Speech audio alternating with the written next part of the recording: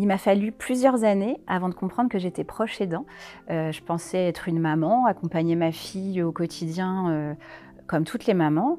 Et je me suis dit, en fait, je suis peut-être pas simplement une maman fatiguée, une maman occupée, une maman stressée, anxieuse. En fait, je suis une maman aidante. Et ça a été vraiment une formation qui a été pour moi le déclic.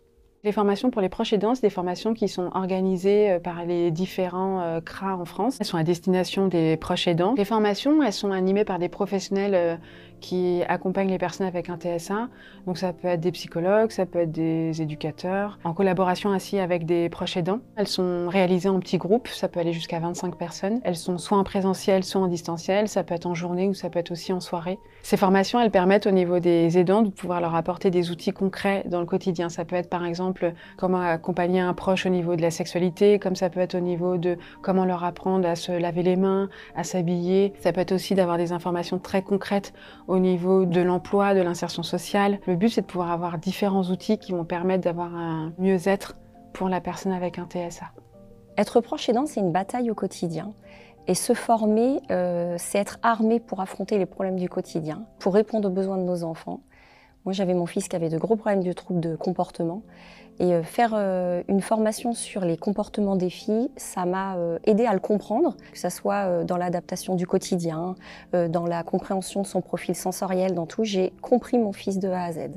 Le fait aussi de rencontrer des personnes, des parents qui vivent les mêmes choses, ça permet d'échanger, ça permet de voir qu'on n'est pas seul à vivre nos difficultés au quotidien. On repart toujours de formation avec plein d'idées, d'adaptations qu'on peut mettre en place chez nous pour améliorer le quotidien. Là, grâce au campus, on peut aussi assister à une formation à distance, sans se déplacer, ce qui nous permet par exemple de commencer une formation, de s'arrêter, de reprendre quand on a le temps. Alors c'est vrai que je suis au pied d'une grande montagne avec mon enfant, mais j'ai les bonnes chaussures. Maintenant, c'est vrai que je suis équipée pour pouvoir gravir la montagne. Ce que je constate quand je fais un tour de table en fin de formation, c'est que les personnes, elles sont contentes parce qu'elles ont rencontré d'autres personnes. Elles ont rencontré aussi un professionnel qui peut donner des contacts aussi avec d'autres professionnels. Alors c'est vrai qu'on fait toutes nos formations ensemble. Ouais.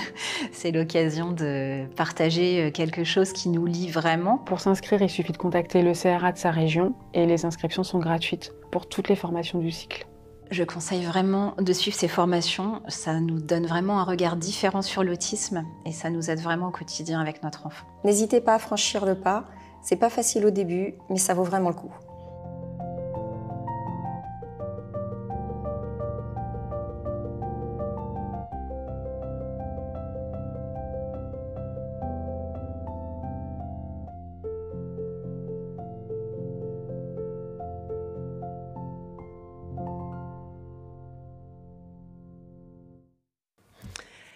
Bonjour à tous, on est vraiment ravis de vous retrouver aujourd'hui.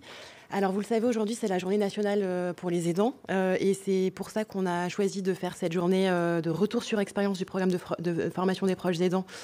Ce jour à la Maison de l'Autisme, ça nous paraissait important de pouvoir s'inscrire dans ce calendrier pour porter finalement toutes nos actions, réfléchir ensemble dans cette journée, sur tous les dispositifs d'appui aux aidants, d'aide aux aidants qui sont proposés par les CRA. Vous le savez, la journée nationale de retour sur expérience du programme de formation des proches aidants, c'est une journée qu'on fait régulièrement. Depuis que le programme existe au niveau du GNCRA, on se réunit environ tous les 2 ou 3 ans. C'est important, ça permet de croiser les regards, de capitaliser sur les initiatives qui sont mises en place dans les territoires, partager les actions innovantes. Il y a beaucoup d'actions qui sont proposées par les professionnels des CRA pour répondre aux plus proches des besoins. Donc c'est vraiment important de pouvoir se les partager. Échanger aussi sur les modalités de pilotage et les orientations à donner au niveau national. Donc c'est vraiment en ce sens qu'on organise cette journée. Donc vraiment merci beaucoup. Il y a une partie